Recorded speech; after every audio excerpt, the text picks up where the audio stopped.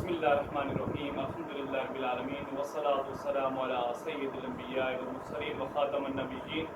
اما بعد فاعوذ باللہ من الشیطان الرجیم بسم اللہ الرحمن الرحیم رب اشرح لی صدری ویسر لی امری واحلل عقدۃ من لسانی یفقهوا قولی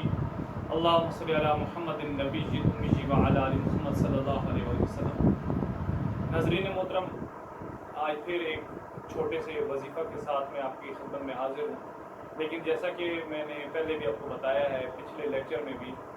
کہ میرا جو طریقہ کار ہے وہ یہ ہے کہ وظیفہ میں آخر پر لے کر جاتا ہوں، اس سے پہلے کچھ بعض و نصیحت کی جو بات ہے وہ کر لیتے ہیں، اور اس کا مقصد صرف برکت کا حصول ہے تاکہ جو بعد میں وظیفہ بتایا جاتا ہے یا کیا جاتا ہے اللہ اس میں برکت عطا فرمائے،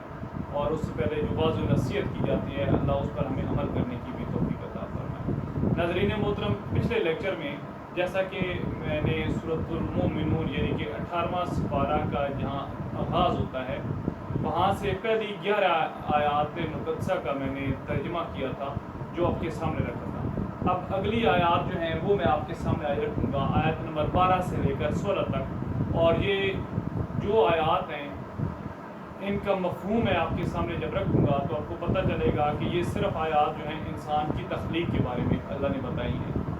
آج 1400 سال بعد ہماری سائنس جو ہے وہ ہمیں بتا رہی ہے کہ انسان کا بنیاد کس طرح رکھی گئی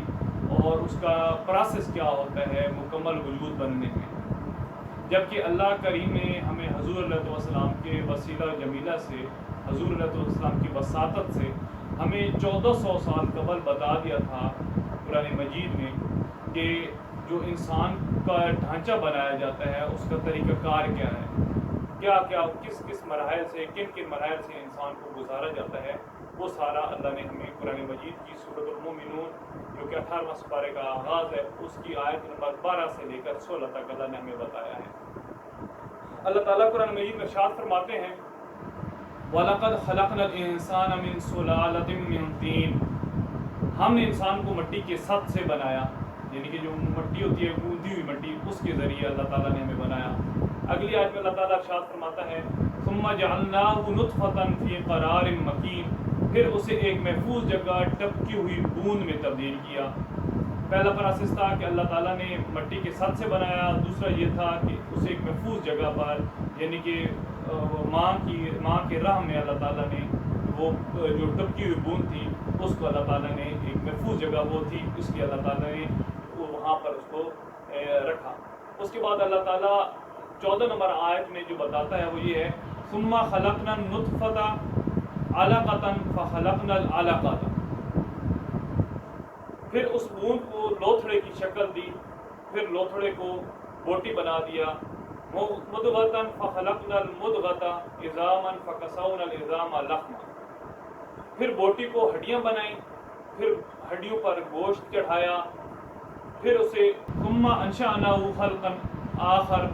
پھر اسے ایک دوسری ہی مخلوق کھڑا کر دیا،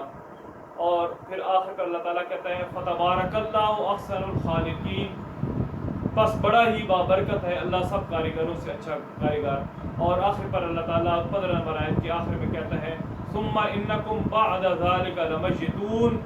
پھر اس کے بعد تم کو ضرور مرنا ہے، اور آیت نمبر 16 میں ارشاد فرماتا ہے ثُمَّ إِنَّكُمْ يَوْمَ الْقِيَامَةِ تُبْعَثُونَ، پھر قیامت کے روز یقیناً تم اٹھائے جاؤ گے۔ اب یہاں سے پورے کا پورا جو ہے وہ پروسیس بتا دیا گیا ہے کہ جب انسان وجود میں آتا ہے تو ایک محفوظ جگہ پر ٹپکی ہوئی بوند جو ہے اللہ تعالیٰ اس کو رکھ دیتے ہیں۔ اس کے بعد اللہ کریم سب سے پہلے اس کا جو پروسیس ہوتا ہے وہ ایک بوند کو لوتھڑے کی شکل میں تبدیل اللہ کرتا ہے، لوتھڑے کے بعد اللہ تعالیٰ بوٹی بناتا ہے، بوٹی کے بعد اس ہڈیاں بناتا ہے، اس پر ہڈی چڑھاتا ہے اس بوٹی کے اوپر، اور جب ہڈیاں بن جاتی ہیں تو پھر اس کے اوپر پھر گوشت چڑھا دیتا ہے اللہ تعالیٰ، اور جب گوشت چڑھ جاتا ہے مکمل انسان بن جاتا ہے تو پھر وہ ایک دوسری مخلوق یعنی کہ انسان بن جاتا ہے، اور جب انسان دنیا میں آ جاتا ہے اور اس کے بعد پھر اللہ تعالیٰ بتاتا ہے ہمیں کہ پھر اس کو موت واقع ہو جاتی ہے، اور جب موت واقع ہو جاتی ہے تو پھر قیامت کے روز کو دوبارہ اٹھایا جائے گا۔ یہاں پر ان لوگوں کا بھی بیانیے کو رد کر دیا گیا ہے جو اس دور میں بھی اور آج کے دور میں بھی کئی وقت ایسے ہیں جو یہ کہتے ہیں کہ بس موت ہے اس کے بعد حیات نہیں ہے، جبکہ اللہ تعالیٰ نے قرآن مجید کی سورۃ المؤمنون کی آیت نمبر 16 میں ہمیں بتا دیا ہے کہ جب تم مرو گے تو اس کے بعد قیامت کے روز پھر تمہیں اٹھایا جائے گا۔ تو یہ ایک مختصر سی آج کا آواز تھا۔ اللہ سے دعا ہے کہ اللہ اس پر عمل کرنے کی، اس کو سمجھنے کی ہمیں توفیق عطا فرمائے۔ آپ تمام دوستوں سے، بزرگوں سے، اپنی بہنوں سے، بیٹیوں سے، ماؤں سے گزارش ہے کہ جب بھی قرآن پڑھا کریں تھوڑا سا ترجمے کے ساتھ پڑھ لیا کریں۔ ایک سپارہ آپ روزانہ پڑھنے کی کوشش کریں، اور اگر قرآن آپ ترجمے والا لے لیں تو اس سے یہ فائدہ ہوگا کہ جہاں جہاں آپ کو محسوس ہوگا آپ فوراً اس کا ترجمہ جو ہے وہ دیکھ لیں گے۔ اللہ تعالیٰ میرے اس بیان میں کوئی کمی کوتاہی ہو گئی ہو، جو نادانستہ ہوئی ہو، اللہ تعالیٰ اس کو معاف فرمائے، اور ہماری تمام غلطیوں کو بھی اللہ معاف فرمائے۔ اور آج کا وہ جو وظیفہ ہے دوست احباب، وہ آپ نوٹ فرما لیں کہ اللہ کے حبیب صلی اللہ علیہ وسلم نے ارشاد فرمایا، ابو داؤد کی حدیث ہے کہ جو شخص نماز فجر کے بعد 7 مرتبہ اللہم اجرنی من النار پڑھتا ہے تو اگر اسی دن اس کی وفات ہو گئی تو اللہ تعالیٰ اسے جہنم سے نجات دیں گے اور جنت عطا فرمائیں گے۔ اور اگر کوئی شخص نماز مغرب کے بعد پھر 7 مرتبہ اللہم اجرنی من النار پڑھتا ہے اور اس رات فجر سے پہلے پہلے اس کی وفات ہو گئی تو اللہ تعالیٰ ضرور اس کو جہنم سے آزادی نصیب فرمائیں گے اور اسے جنت دیں گے۔